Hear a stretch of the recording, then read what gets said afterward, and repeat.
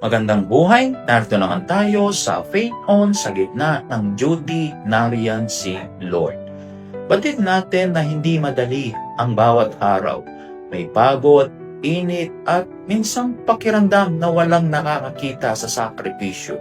Pero sa gitna ng lahat ng ito, God reminds us, you are never alone in this mission.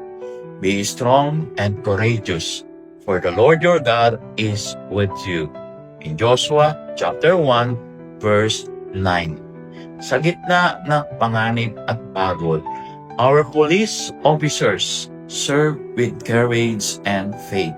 Behind every badge is a heart that endures, trusting that even in the hardest days, God remains their strength and protector.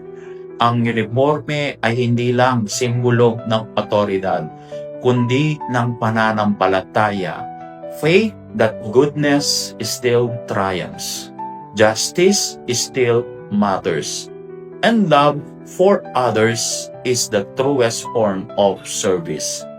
To our men and women in uniform, when life feels heavy, pause and remember, nariyan si Lord, laging kasama sa duty.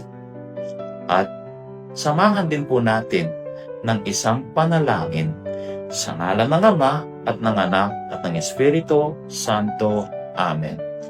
Lord, bless our police officers with courage, wisdom, and steadfast faith.